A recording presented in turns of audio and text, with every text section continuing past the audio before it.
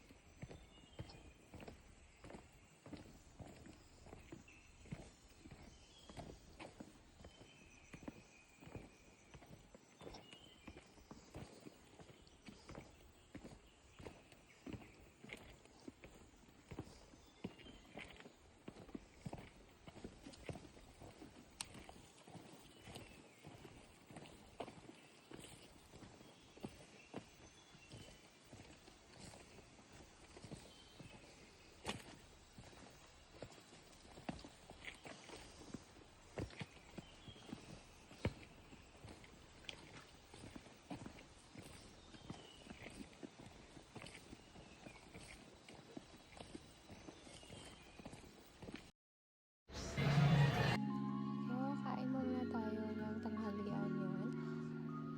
Nag-stopover lang ako doon sa Robinson's Pagadian para kumain ng tanghalian bago pumunta sa akin lola. Dahil ang plano ko talaga dyan ay para dalawin yung lola ko kasi birthday niya. So, yun yung in-order ko, rice, tapos meron ng pipino. Nakalimutan ko kung ano pangalan niya. Tapos, umorder rin ako ng lumi. Meron siyang boiled egg sa loob. Tapos, masarap yung kagradong maalat. Alam naman ninyo kapag trentahe na ay hindi ko na talaga gustong kumain ng mga maalat.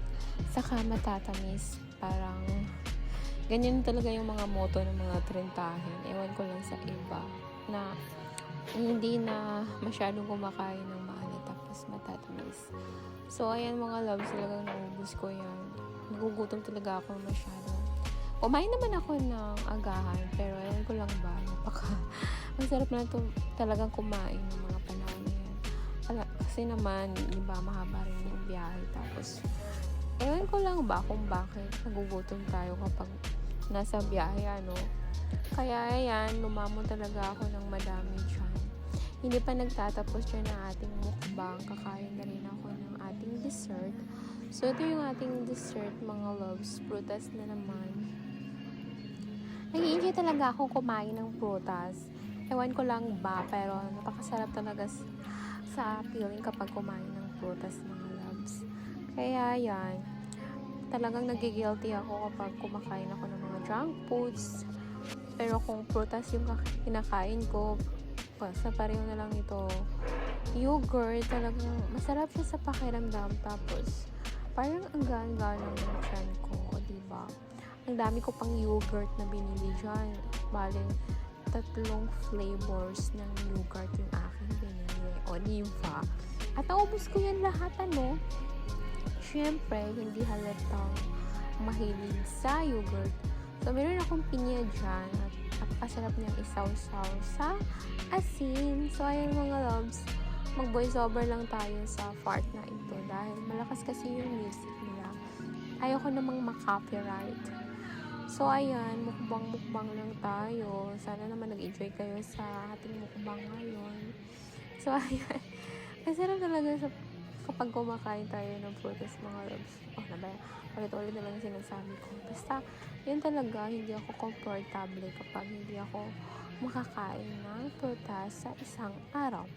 So, pagkatapos naman mga loves, ay ito namang isang flavor ang ating tikman ngayon. O, diba?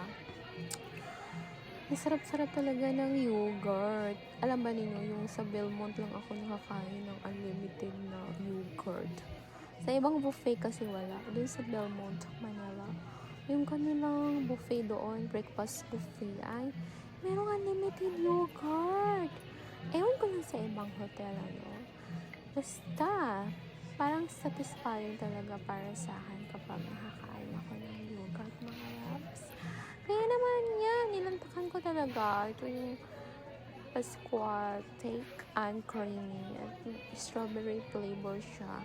Yun naman sa kabilang side, ayun yung mango flavor.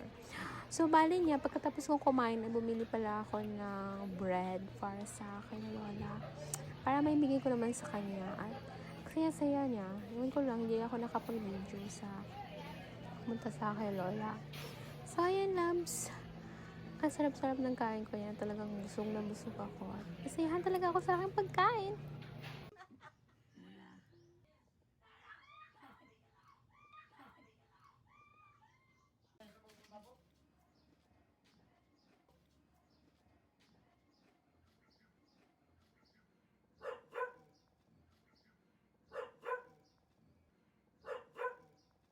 Labing. Yang lab. Ah. Tugdo. Ah.